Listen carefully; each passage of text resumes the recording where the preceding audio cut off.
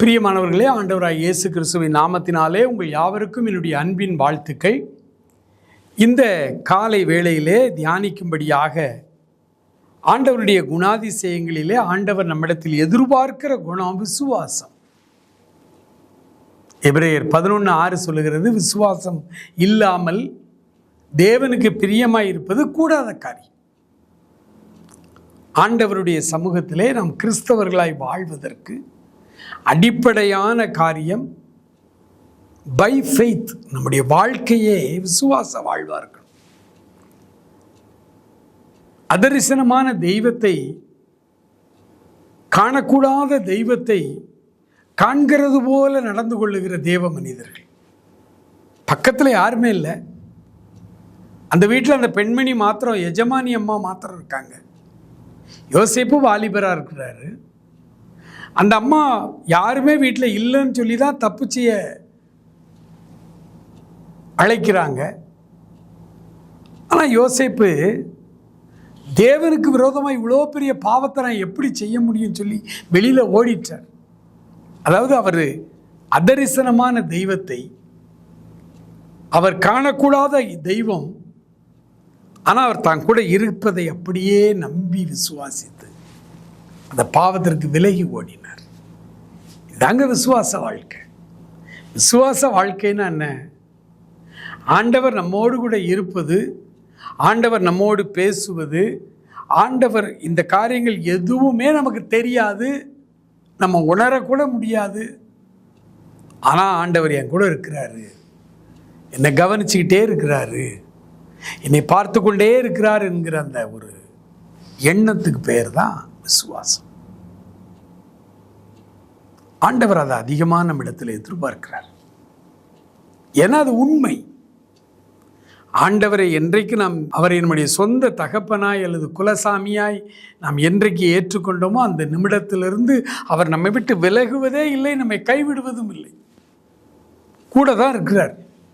நம்ம தான் அறியாமல் அவர் கூட இருக்கிறத நம்பாமல் விசுவாசிக்காமல் பல நேரங்களில் போய் தப்பு பண்ணிடுறோம், துணிகரமாக கூட.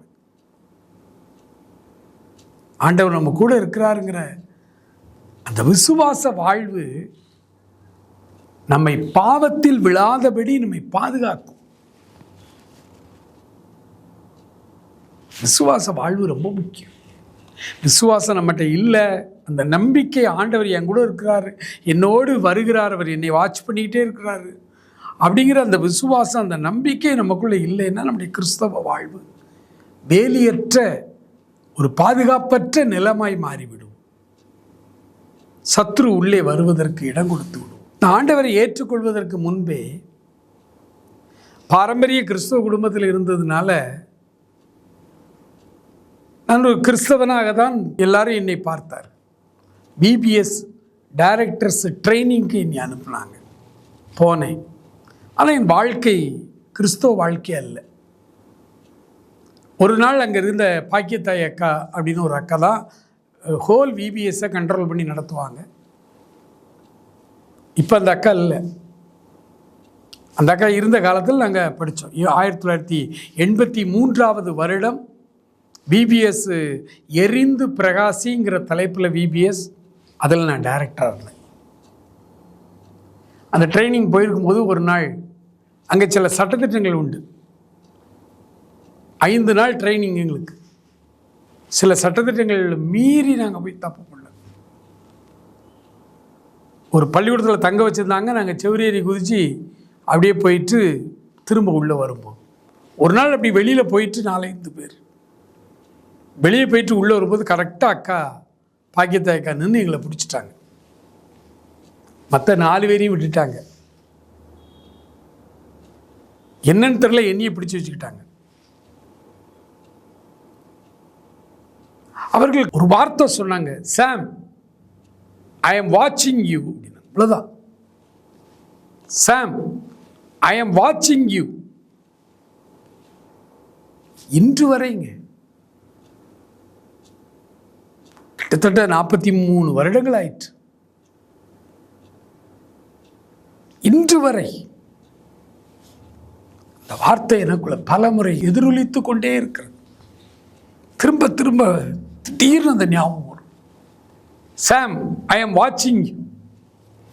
அவங்க சாதாரணமாக சொல்லிட்டு போயிட்டாங்க. ஆனால் கடவுள் ஆண்டவரே என்னிடத்தில் நேரடியாக பேசின அந்த வார்த்தை மாதிரி ஆழத்தில் தச்சிருச்சு.